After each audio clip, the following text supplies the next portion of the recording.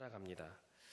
저도 학교 다닐 적에 늘 실수했던 것 중에 하나가 뭐냐면 시험 볼 때 꼭 문제를 끝까지 읽지 않고 시험 문제를 풀리다가 틀린 적이 참으로 많았던 것 같습니다. 그런데 그 학습법을 연구하는 사람들이 비슷한 유형의 실수가 반복되는 것은 실수가 아니라 그건 병이다라고 이제 이야기를 합니다. 알고 있는 것을 착각하거나 혼동해서 틀린 것이 아니라 그거에 대한 문제 요구하는 것을 알지 못하고 자신이 해왔던 스타일을 고수해 왔기 때문에 늘 틀린다라는 거예요. 근데 병이라는 걸 여러분들 잘 살펴보면 병을 고치기 위해서는 일단 과거를 거슬러 올라가야 됩니다. 여러분들 배가 아파서 병원에 갔습니다. 의사 선생님이 제일 하시는 말씀이 여러분들 뭡니까? 뭐 드셨어요? 네, 뼈가 아프거나 몸이 쑤셔서 병원에 가시면 혹시 무슨 무리한 운동 하셨어요? 과거에 무엇을 했는가를 바탕으로 그 병을 진단하고 치료한다라는 겁니다. 즉, 우리가 실수라고 하는 것들도 이것이 비슷한 실수를 반복하는 것은 때로는 병과 유사하다라고 얘기했는데, 그러면 그걸 고칠 수 있는 방법은 과거를 거슬러 올라갈 필요성이 있다라는 겁니다. 늘 결과가 좋지 않은데도 이전과 똑같은 것만 고집하는 사람은 성장하기 어렵습니다. 이런 관점에서 보았을 때 때로는 노력의 열매와 성취는 끊임없이 과거의 잘못된 자신에게서 벗어나려고 할 때 얻을 수 있는 것 같습니다. 그렇다면 어떻게 해야 이전 일과 옛적 일을 생각하지 않고 늘 새로운 삶을 살아갈 수 있을까? 저는 이 해답이 우리가 위기에 직면해 있을 때 가능해진다고 생각을 합니다. 아까처럼 몸이 아파야 과거에 이런 일이 있었는데 다음부터는 이런 거 먹으면 안 되겠다. 우리가 알게 된다라는 것이죠. 그런데 많은 사람이 실패와 좌절을 만나면 마음먹었던 목표를 포기할 때가 참으로 많이 있습니다. 하지만 어떤 이들은 위기 속에서 힘겨운 시간을 통과하는 가운데 언제 무엇을 어떻게 바꿔야 하는지 깨닫기도 하는 사람이 참으로 많이 있다라는 겁니다. 그 우리가 읽은 본문 이전의 배경을 살펴보면 느헤미야 7장에서는 지도자인 이 느헤미야와 이스라엘 백성이 무너진 예루살렘 성벽을 재건하는 장면이 기록되어 있습니다. 하나님의 선민이었던 이스라엘은 BC 722년, 그러니까 북이스라엘이 아수르에게 점령되고 또 남유다는 BC 586년에 바벨론에 의해 점령되고 멸망하고 맙니다. 이때 왕족과 고위 관리는 물론 일반 백성에 이르기까지 대부분 이스라엘 백성이 바벨론의 포로로 끌려가거나 아니면 죽임을 당했습니다. 그 중에서 살아남은 이스라엘 백성은 이방인의 땅에서도 하나님을 향한 신앙을 회복하며 조국을 재건할 때를 기다려왔습니다. 결국 바벨론은 바사, 즉 페르시아에 의해서 멸망이 되고요. 바사 원년왕 고레스에 의해서 세 차례에 걸쳐서 이스라엘로 돌아오게 됩니다. 이 과정을 역사적 용어로 이제 고레스 칙령이라고 이야기를 합니다. 무려 70년이라는 시간이 걸렸습니다. 예루살렘이 멸망한 지 포로가 된 지 70년이라는 시간이 걸렸고요.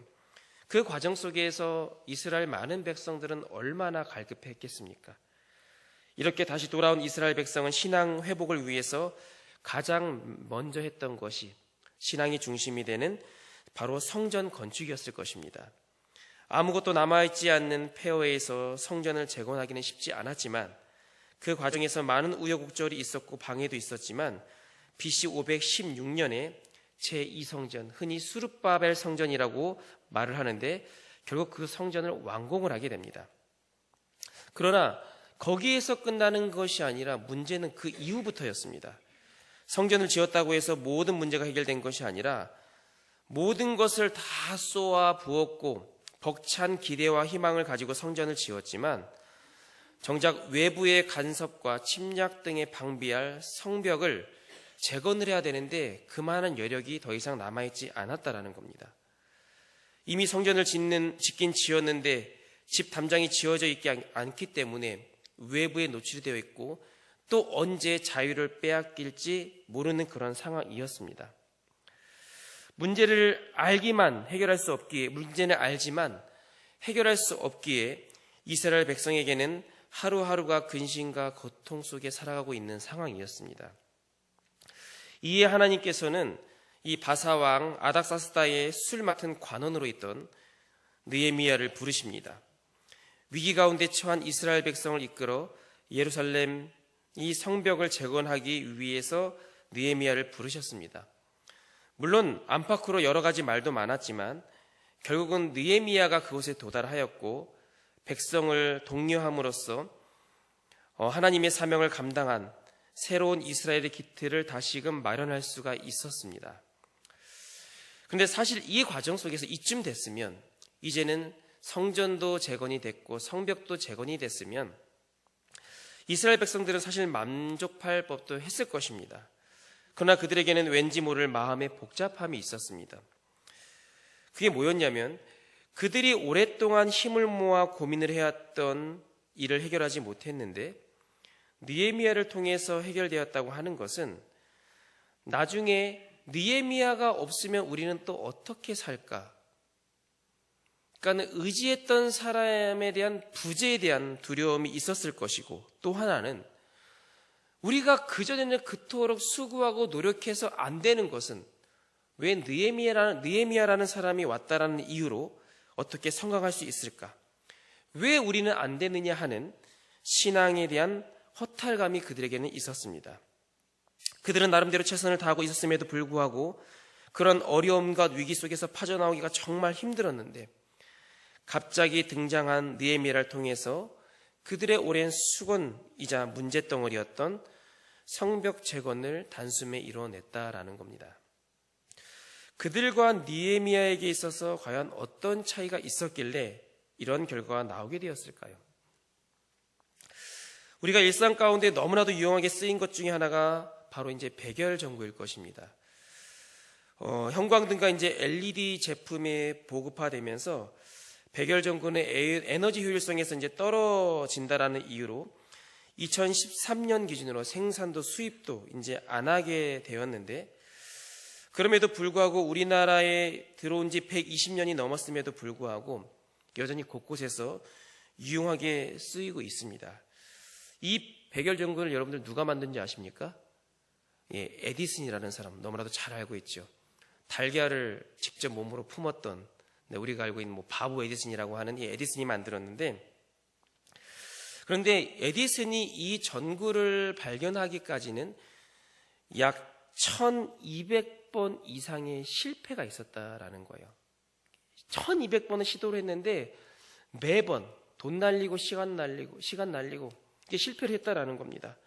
그 많은 실패 끝에 1879년에 드디어 전구가 개발이 되었는데, 그 당시에는 너무 획기적이었습니다. 밝은 빛을 낼 수 있다라는 것.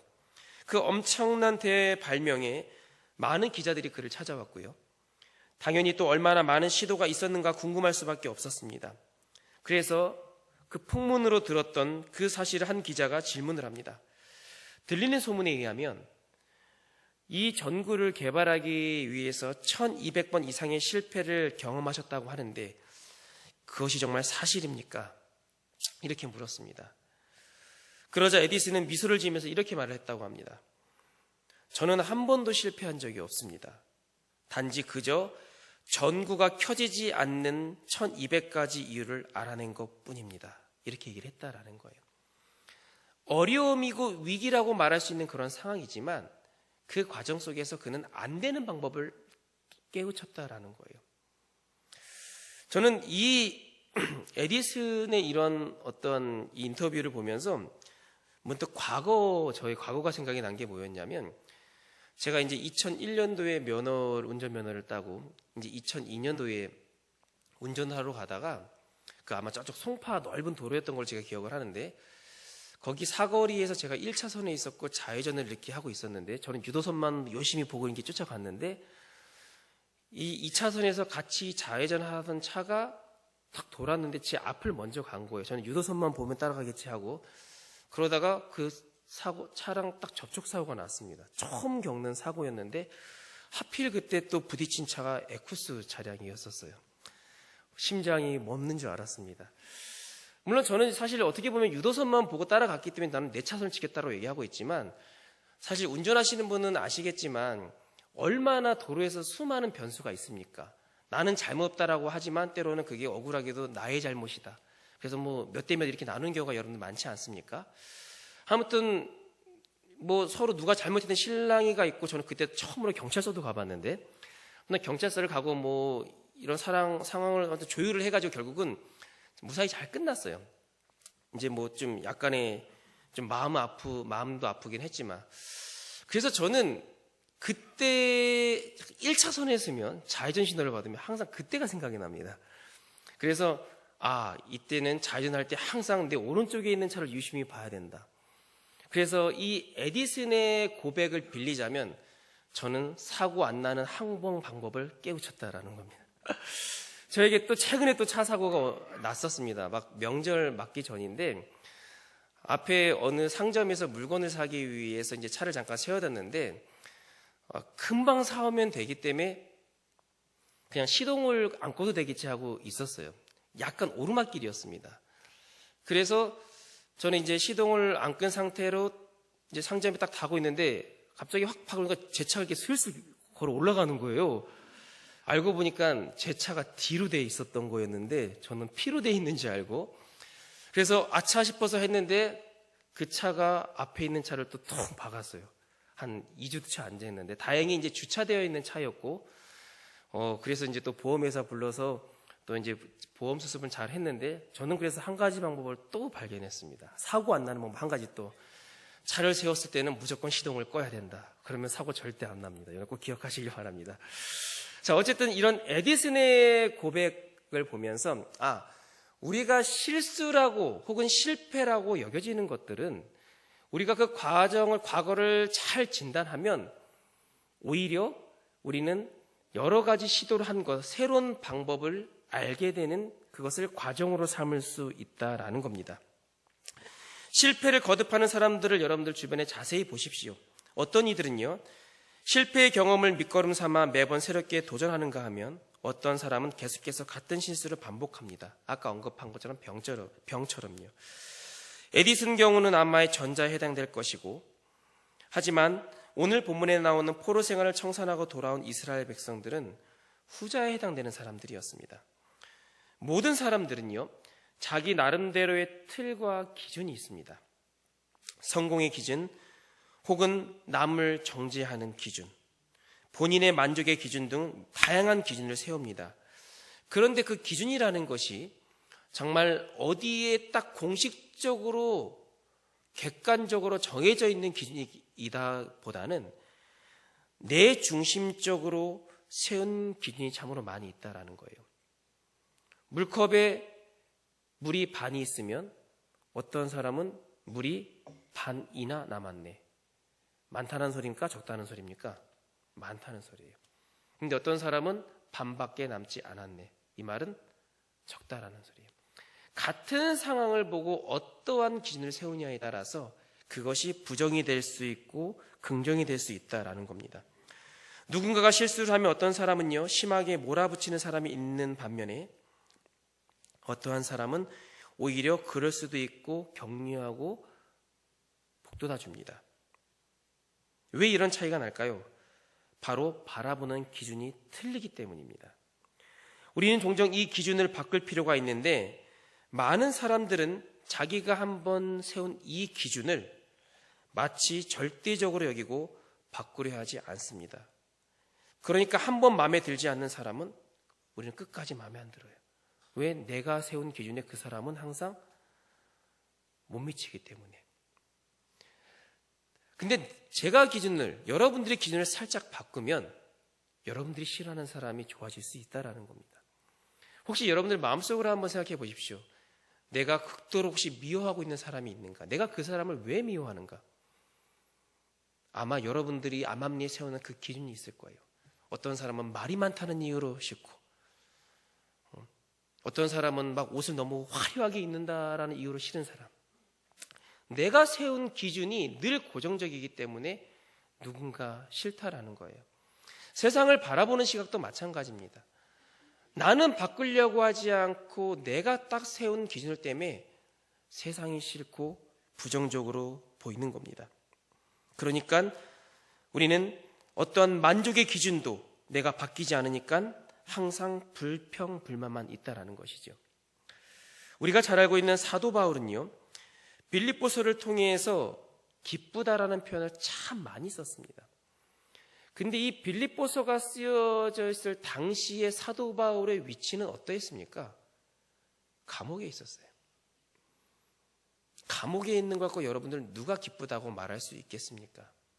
일반적으로 우리 상식으로는, 일반적으로 우리는 기준으로는 참 불행하다, 안타깝다라고 여길 수 있는 상황이지만, 그럼에도 불구하고 빌립보서를 통해 사도 바울은 기쁘다라는 말을 참 많이 씁니다. 왜 그럴까요? 기쁨의 기준을 바라보는 것이 우리들과 틀리기 때문입니다. 이스라엘 백성도 자신의 나름대로 기준이 있었습니다. 그리고 그 기준을 가지고 열심을 다했습니다. 그리고 수십 년 동안 많은 실패를 경험하게 되는데, 그 이유는 그들이 정한 기준이 잘못되었고 또 기준을 바꾸려고 하지 않았기 때문이다라는 겁니다.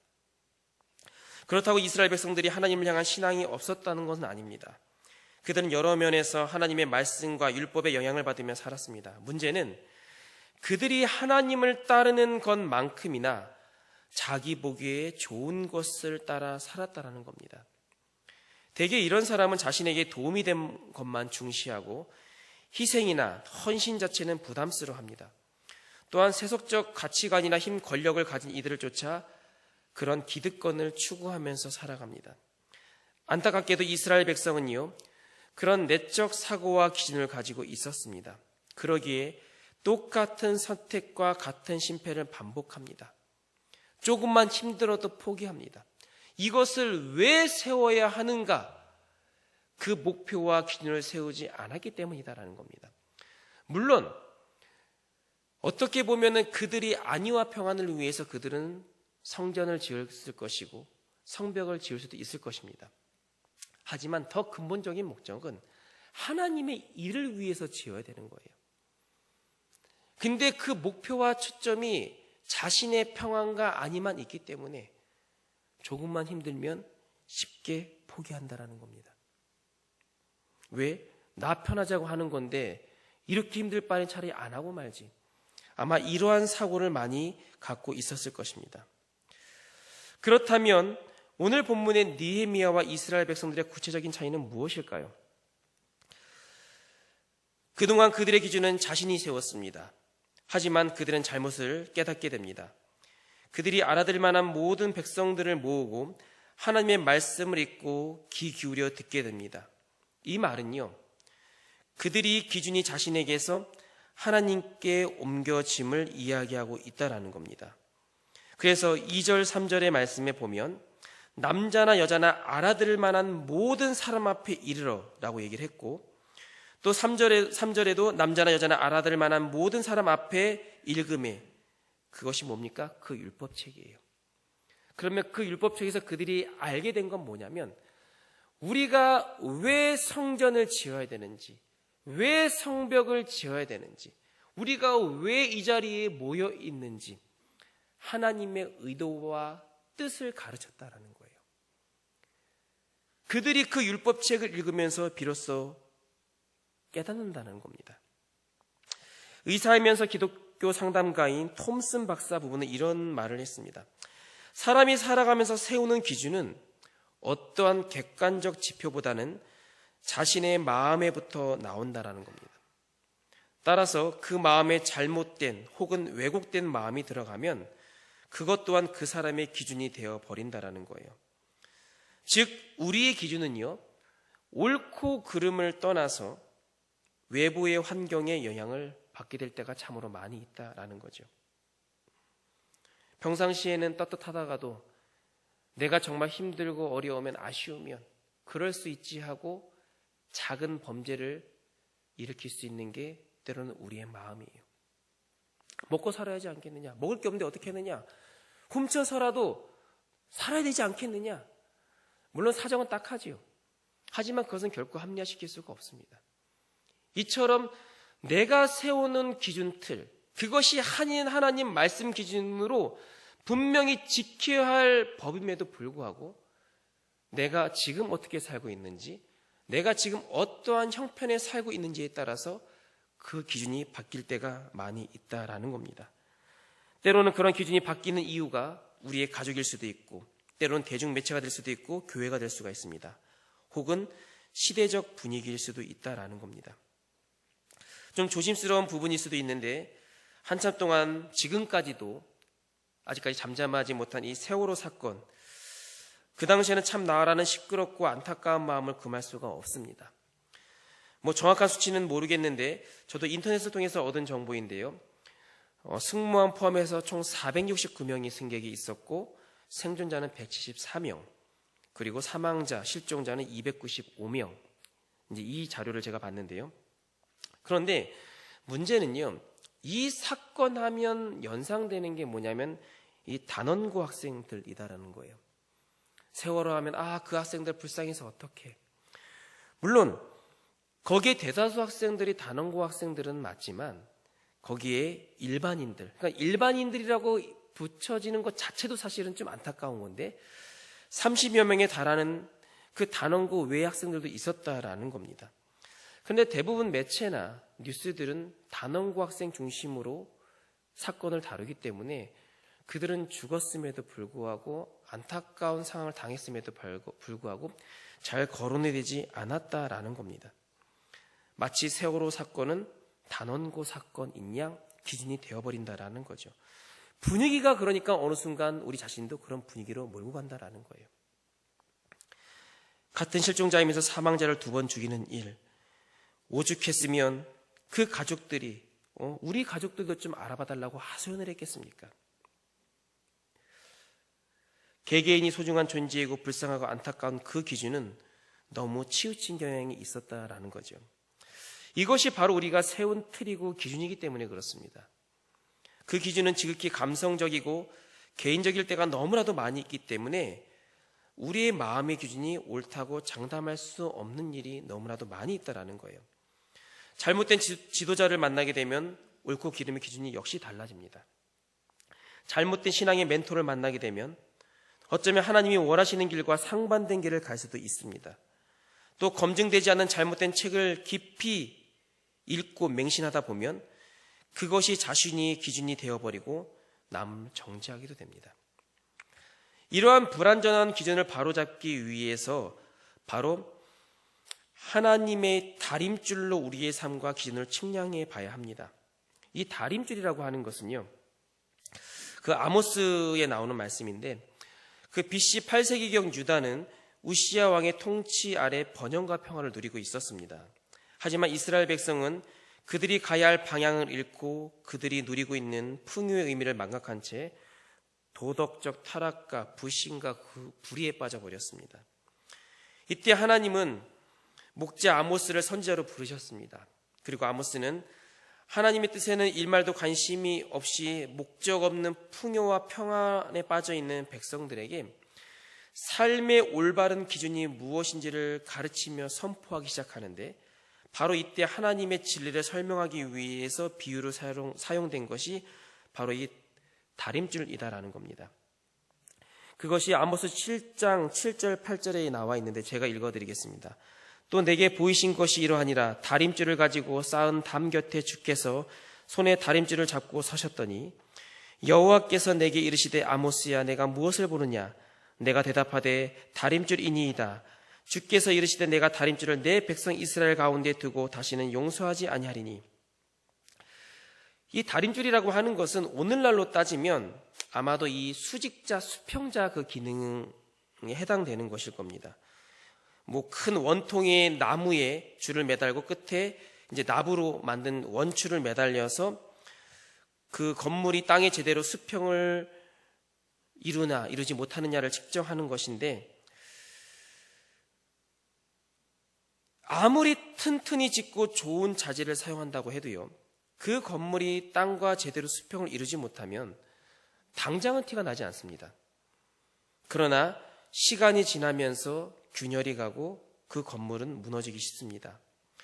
이 다림줄의 예언은요, 즉 너희들의 부패와 거짓, 제약이 가득 차 있는 잘못된 기준으로 살고 있는 이 상황 속에서 지금 당장은 만족하고 그것이 옳게 여길지 모르겠지만 결국은 무너지고 망한다라는 것을 경고하고 있는 부분입니다. 이스라엘 백성은 이미 멸망하기 이전부터 하나님께 이러한 경고를 받았습니다. 그나마 다행인 것은 약간의 위험의 조짐이 보였을 때 다림줄을 내리고 건물의 상태를 체크하고 잘못된 부분을 보완하고 수정한다면 그나마 대형 참사를 막을 수 있었을 것입니다. 여기서 좀 가까운 곳에 이제 성수대교가 있는데 그 성수대교 사건을 아마 잘 기억하실 겁니다. 근데 그 성수대교가 무너졌을 때에 한강다리 전체가 점검에 들어갔습니다. 비로소. 저는 그 당시에 이제 살고 있는 집이 마포구 성산동이었는데 가까운 다리가 이제 성산대교, 양화대교, 그리고 당산철교가 있었습니다. 근데 그 사건 이후로요, 저는 이제 주로 지하철 타고 학교를 다녔는데 지하철이 한강만 지나가면은 답답할 정도, 제가 걸어가도 빠를 정도로 엄청 천천하게 가는 거 혹시 그 지하철 타보신 적이 있으십니까? 네, 이 당산철교 지나갈 때만 하면 빨리 가더라도 정말 천천히 갑니다. 전 유람선인 줄 알았습니다. 한강을 여유롭게 구경할 수 있을 정도로. 네. 그러니까 이 성수대교 사건으로 인해서 기준을 다시 재측정한 겁니다. 그리고 그 측정한 기준을 따라서 어떻게 해야 될지 재평가가 이루어진 거예요. 그래서 속도는 이만큼 줄여야 되고 그 이제 과정 속에서 이제 보수 보완이 있었겠죠. 그러니까 다림줄을 여러분들 언제 다시 재게 됩니까? 위험의 조짐이 보이거나 그것을 경험했을 때입니다. 저는 이것을 다시 재는 이 시점을 저는 위기라고 말씀을 드리고 싶은데 위기 속에서 다시 과거를 되돌아봅니다. 그리고 다림줄로 그 기준을 다시 재봅니다. 그리고 위기를 극복할 수 있는 방법을 찾습니다. 그러니까 우리의 내면도 여러분들 그렇습니다. 사실 위기는 누구든지 찾아옵니다. 아까 말한 실패라는 것, 어려움이라고 하는 것들 다 찾아옵니다. 그때는요, 많은 사람들은 왜 나에게 이러한 일이 찾아오느냐? 하늘 욕하고 땅 욕하고 사람 욕하고 세상 욕합니다. 그러나 그때는요, 우리의 과거를 되돌아보고 나를 다시 한번 측정할 단계다라는 거예요. 영적으로 따지면 또 우리 내면을 되돌아볼 때이기도 합니다. 그리고 우리 내면에 하나님의 다림줄로 내리는 사람은, 기준을 다시 세우는 사람은 비로소 인생의 전환점을 맞이할 수 있다는 거예요. 즉 내가 그동안 세우고 의존했던 기준들을 다 내어버리고 그 기준을 하나님께 옮길 때 우리는 비로소 제2의 의미 있는 삶을 살 수 있다는 겁니다. 여러분들은 어떻습니까? 여러분들의 기준이 혹은 생각과 말과 행동들이 하나님의 말씀을 다림줄로 삼아 자신을 비춰본 적이 있습니까? 아니면 여전히 내가 세운 기준, 내가 경험한 기준이 진리야라고 혹시 그것만 고집하고 살고 있지는 않습니까? 왜 모든 백성이 숨은 광장 앞에 모여 그 율법을 읽고 거기에 귀를 기울였습니까? 그동안 그들이 생각했던 모든 기준이 말씀과 비춰볼 때 너무나도 달랐다라는 거예요. 내가 그동안 옳게 여기고 있었던 것들, 당연하게 여기고 있었던 것들이 다 틀린 거구나. 그들이 생각했던 모든 기준과 틀을 내어버리고 하나님께 맞추기 시작합니다. 그리고 하나님의 말씀이 자신들의 삶의 기준이 되겠다라는 것을 그들은 고백합니다. 앞서서 던졌던 질문, 바로 느헤미야와 이스라엘 백성의 차이는 그 기준과 틀이 하나님께 있느냐 아니면 자신에게 있느냐, 그 차이였다라는 거예요. 성정과 성벽의 재건의 목적이 하나님 나라를 위한 것이었느냐, 나의 안위와 평안과 만족이 있었느냐, 바로 그 차이였다라는 것이죠. 하나님이 무엇을 기뻐하실까에 대한 고민보다는 그들의 갈급함을 해결하기 위해서 그들은 수고하고 있었다라는 겁니다. 우리 장충당 교회에 여러모로 봉사하신 분들이 참으로 많이 있습니다. 어떤 분은 정말 빛도 없이 이름도 없이 보이지 않는 곳에서 열심히 헌신하시는 분들도 참 많이 계시는데, 그렇다면 그분께 묻습니다. 왜 하십니까? 그냥 좋아서요? 힘이 남아서요? 시간이 여유가 있어서요? 물론 그 있는 여유를 가지고 하나님을 위해서 하는 그 모습도 참으로 보기 좋습니다.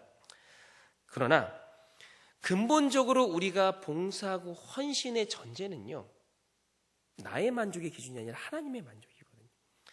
어떻게 하면 하나님을 기뻐하실까? 그리고 이 모습을 통해서 하나님이 기뻐하신다면 내가 어떠한 것도 마다하지 않겠습니다라는 고백과 결단이 있어야 우리가 제대로 된 봉사와 헌신을 할 수 있다라는 겁니다. 이 문제가 분명하지 않으면요, 우리는 금방 지치고 힘듭니다. 때로는 시험도 듭니다. 우리의 삶에서뿐만 아니라 우리의 헌신과 봉사도 그 기준의 틀이 바로 하나님의 기뻐하심에 있어야 될 줄 여러분들 믿으시기를 바랍니다. 이스라엘 백성들은 그런 위기 속에서 비로소 하나님께 나아가고 그 율법을 읽음을 통해서 자신의 삶의 기준이 하나님의 말씀이 되어야 함을 새롭게 깨닫습니다. 하나님의 다림줄 앞에서 삐뚤어진 삶의 틀과 기준을 깨닫게 된 이스라엘 백성은 이제 애통함으로 가슴을 찢기 시작합니다. 남녀노소 할 것 없이 그 내용을 알아들을 만한 모든 사람이 읽고 들었는데 눈물로써 하나님 앞에 회개하기 시작합니다. 하나님, 그동안 내가 고수해왔고 밀고 있었던 잘못된 기준과 틀, 그것으로 인하여서 얼마나 많은 사람들에게 상처를 줬으며 얼마나 많은 사람에게 정죄했으며 또 내가 그 기준에 부합하지 않는다고 해서 세상과 하나님을 바라보고 얼마나 많이 원망을 했습니까? 우리 안에도 여러분들 여전히 그 안에 위기가 있지는 않습니까? 현실적으로 너무나도 어려움을 겪고 있지는 않습니까? 그때는 신세 한탄할 때가 아니라 남 원망할 때가 아니라 내게 주어진 상황을 비관적으로 바라보는 것이 아니라 다시 한번 내 인생의 다림줄을 하나님 말씀에 견주어서 내 다림줄을 다시 한번 재어보고 우리가 변화되어야 될 줄을 여러분들 기억하시기를 바랍니다. 더 우리 자신을 견고하게 세우게 하실 하나님의 뜻이 기다리고 있음을, 그것이 바로 여러분들 위기의 순간임을 기억하시기를 바랍니다. 말씀을 정리하겠습니다. 하나님은 위기라는 이 연단의 과정을 통해서 우리가 그리스도의 장성한 분량이 충만한 데까지 나가게 되기를 원하십니다. 여러분들의 기준을 바꾸십시오. 나의 기준이 아니라 하나님의 기준으로, 내 경험에 의한 기준이 아니라 말씀에 의한 기준으로 여러분들 바꾸시기를 간절히 소원합니다. 에디슨은 1200번의 시도가 실패가 아니라 기회로 생각을 했습니다.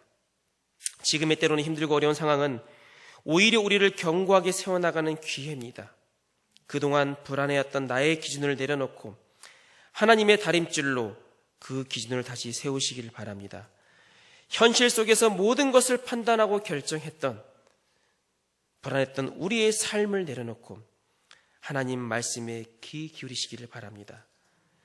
모든 것의 기준을 하나님으로 여겼던 느헤미야가 비로소 해결하지 못한 무너진 성벽을 재건해 나갔던 것처럼 그동안 내 삶에 무너져 있던, 그리고 다시 재건할 엄두조차 내지 못한 그런 상황인다 한다면 기준을 새롭게 세우시고 다림줄을 다시 세우심을 통하여서 여러분들의 문제의 모든 장벽을 하나님의 다림줄을 통하여 새롭게, 그리고 안전하게, 그리고 완벽하게 세워나갈 줄 아는 우리 모두가 되기를 주의 이름으로 간절히 소원합니다.